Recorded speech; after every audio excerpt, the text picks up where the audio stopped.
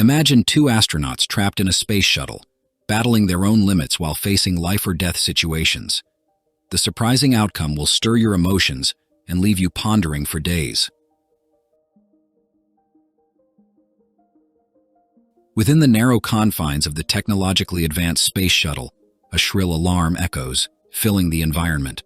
As lights flash frenetically, two astronauts confront each other. One insists fervently on adhering to established protocols for mental emergencies. The other, desperation evident in their eyes, brandishes a pair of pliers as a threat, intensifying the drama of the moment. Outside, the spacecraft cuts through the cosmos at staggering speed, propelled by a luminescent energy source that envelops it with an almost supernatural glow. Meanwhile, aboard another vessel using the same propulsion method, a digital clock strikes precisely 6 in the morning. Lieutenant Colonel Harold Richards, a man of methodical routines and disciplined habits, awakens. With clockwork precision, he begins his day with a series of push-ups before dedicating himself to a session on the stationary bike.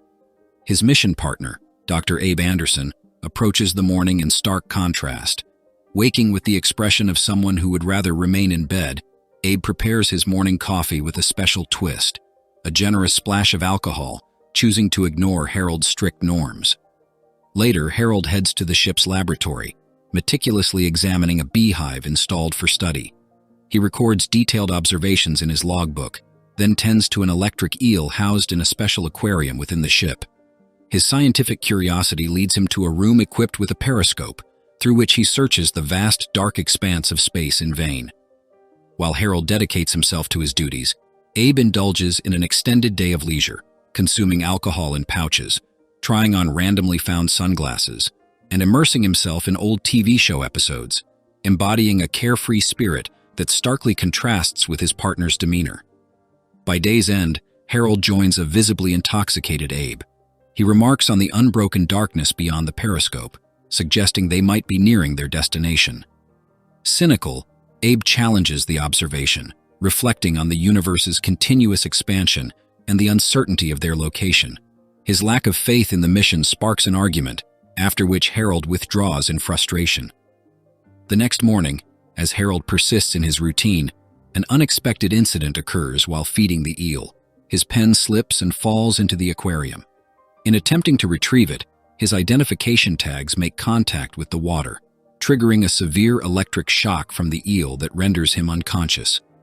The ship's power fluctuates, and the situation jolts Abe awake. He finds Harold lying motionless on the floor. Shaken, Abe spends the day by Harold's side, in denial and despair, unable to accept the reality, futilely hoping his friend will awaken. Faced with the inevitable, Abe confronts the harsh reality of loss. With mechanical movements and a heavy heart, he places Harold's body into a body bag, then moves on to the ejection chamber. There, his body freezes before the lever that could send his friend into eternal space, unable to complete the final gesture of farewell. Disoriented and lost, Abe makes his way to the control room. The panels, filled with buttons and screens, are an indecipherable puzzle to him. He types commands into the computer, trying to comprehend the distance to Earth or the limits of the known universe, but the answers are only meaningless numbers, illustrating the immeasurable vastness around them. Exhaustion and loneliness overwhelm him, and Abe finds himself drifting off to sleep beside the ejection chamber. An inadvertent movement during his awakening triggers the lever, and he watches helplessly as Harold's body disappears into the void. The reality of his absolute solitude hits him hard, causing him to faint. Suddenly, a turbulent space phenomenon shakes the ship, jolting Abe back to consciousness. In the observation room, he incredulously watches a gigantic electric eel enveloping the ship. The surreal sight, likely a product of his alcohol-clouded mind, drives him to drink even more, seeking escapism in oblivion. In a moment of nostalgia, Abe watches a recording of an old interview he and Harold gave. Asked how they spent their time in the vastness of space, they mentioned studies on zero-gravity bees, which unfortunately perished, and a pinball machine that broke. When asked about the success of their mission, Abe responds hopefully, despite uncertainties, believing they would recognize reaching the universe's end by the absence of stars, well to a photograph of his beloved wife. His farewell plan is interrupted by another jolt from the ship, undoing his makeshift knot before any harm is done. Recovering, he returns to the observation room and is greeted by a bright, pulsating light outside, a sign that something monumental awaits them at the cosmos's edge. We flash back 13 years ago to a conference where Dr. Weatherford explains the mathematics of the Man mission. She introduces young Dr. Abe, hailed as a brilliant marine biologist and one of the chosen for the mission, alongside Lieutenant Harold, the physical force complementing Abe's intellect on their journey into the unknown. By express request of military commanders, he will assume control of the space shuttle. The enthusiastic Dr. Weatherford can barely contain her excitement about this mission, which promises to shed light on some of the most complex and debated theories in modern science. During a debate, a renowned scientist in the audience expresses concern, labeling the mission as a significant and entirely unnecessary danger. He argues that deepening theoretical studies is crucial before giving the green light to the mission. However, Dr. Weatherford counters, convinced that the risks are fully justifiable. Harold and Abe, in a gesture of solidarity and mutual trust, shake hands, captured in photos by journalists who immortalize the moment. Already immersed in preparations for the impending challenge, Abe is briefed by the military on his minimal rights during the mission. On the other hand, Dr. Weatherford shares her expectations of confirming theories surrounding the concept of the multiverse. Studying a board filled with equations, she exclaims, amazed by the complexity of the cosmos and the countless possibilities suggested by science fiction, asserting that what they hope to uncover may transcend any preconceived imagination. As Abe attempts to assimilate this overwhelming amount of information, he feels overloaded and collapses. Harold promptly assists him, reviving not only his colleague but also Dr. Weatherford's hopes for the mission's success. However, Abe loses consciousness once again. As the mission progresses, we find Harold still actively engaged.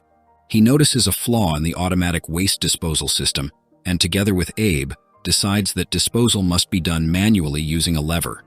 Abe laments the monotony of this new task. Throughout the mission, they share responsibilities aboard the ship. Abe focuses on studying bees while observing Harold flout protocol by feeding an eel with sardines. Despite Abe's warnings about the risks, Harold finds joy in this minor rebellion and continues his behavior. At night, Abe dedicates himself to sketching in his notebook and later contemplates a distant galaxy through the periscope. The next day, he decides to mitigate the risk. He gathers a suitcase full of sardines and ejects it into space, preventing Harold from continuing his risky feeding sessions. Finally, in the control room, while Harold operates the ship strictly following protocol, Abe questions the necessity for such rigidity, considering the ship seems to function almost autonomously. Harold is convinced he should command the spacecraft, when suddenly Abe interrupts him, curious about the consequences of not pressing a certain button. Impatiently, Harold asks Abe to take the situation seriously, but Abe disregards his pleas. Irritated, Harold punches Abe, who laughs when nothing happens as the light goes out, questioning the purpose of their actions there. Frustrated, Harold consults the computer, typing in whether pressing any button is essential, but receives no response. The next morning, Harold discovers that Abe sent his sardines into space, which deeply infuriates him. In retaliation, Harold tears a photo of Abe's wife. During the night, while contemplating the torn picture, Harold hears sounds coming from the other room. There, he finds two other astronauts preparing for a mission to the edge of the universe. They celebrate with alcoholic drinks in pouches. Abe joins them, beginning his issue with alcohol. We flash back to an earlier moment in the journey. Abe tends to the bees and realizes they are dying for no apparent reason. He heads to the periscope, blessed with a stunning view of the cosmos. Later, the two resume their routines. Harold notices the automatic eel feeding system is broken. He finds Abe desolate on the couch, lamenting his lack of accomplishments for the day. Harold consoles him, saying everyone deserves a break. The next day, Abe tries to fix a pinball machine but fails. Meanwhile, Harold feeds the eel, a ritual he initiates. Later, Abe gives up on the machine and creates a necklace with wires. He finds a photo of his wife and breathes a sigh of relief for not losing her. We go further back in time on the journey. The two astronauts wake up excited and discuss their plans for the day. Abe decides to tend to the bees, as they are ready for harvesting. Harold is enthusiastic about the idea of space honey. After the bee work, Abe goes to the periscope and observes a nebula. At this early stage of the journey, they can still see their home sun. Abe and Harold arrive in the control room, and Abe questions if Harold really knows the function of each button. Harold responds confidently, likening spacecraft navigation to piloting a jet ski, but in the vacuum of space. Outside, an unusual phenomenon occurs with the energy source powering the ship. It seems to have absorbed something unknown. As Abe and Harold continue with their daily activities, mysterious flashes illuminate the outside of the spacecraft. Abe locates Harold in the observation room, a place he rarely frequents. Curious, Harold asks what Abe appreciates so much there. Abe confesses his fascination with stars and planets, commenting on their beauty. Harold, with a hint of melancholy, mentions that nevertheless, his wife is more stunning. This prompts Abe to question Harold about his reasons for joining the mission. Initially, Harold mentions patriotism, but confesses that significant tax benefits for his family convinced him.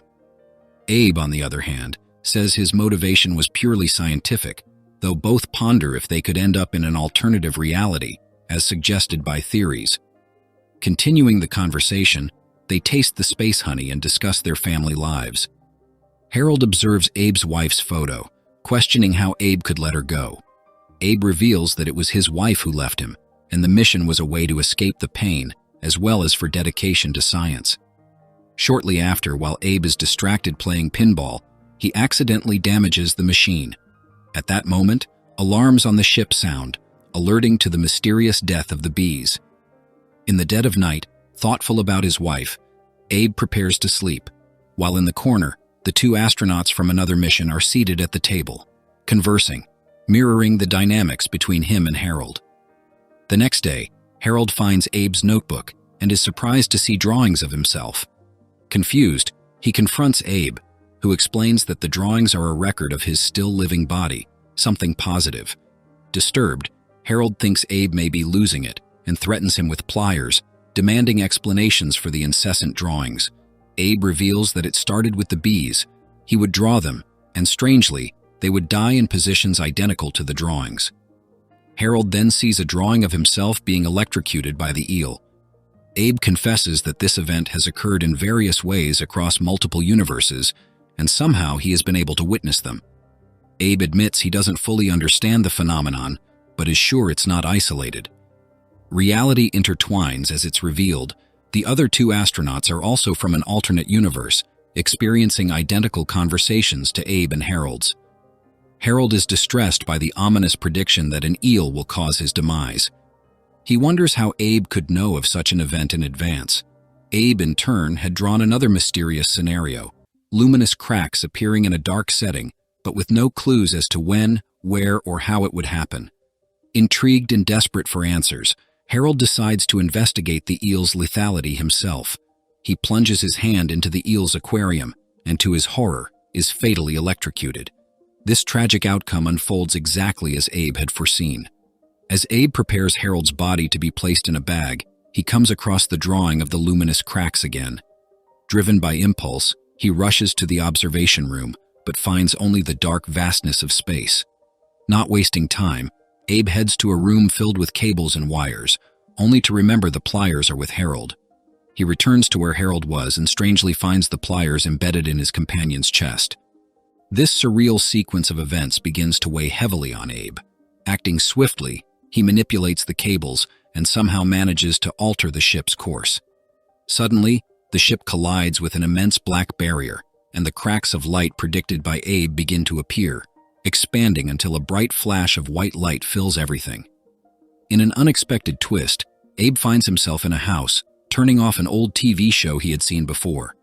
Upon leaving, he reunites with his wife, who in this universe never left him. Returning inside, Abe receives a call from Dr. Weatherford, informing him that the slot he volunteered for has been filled by someone else. Confused, he flips through the newspaper and comes across a photo of the two astronauts who, in this universe, embarked on the space journey he knew so well. Meanwhile, the two astronauts struggle to repair a serious flaw in the ship. In the heat of the moment, one cuts the wrong wire and abruptly, the ship is engulfed by darkness, vanishing without a trace. This marks the end of the film, leaving behind a trail of mystery and unforeseen consequences.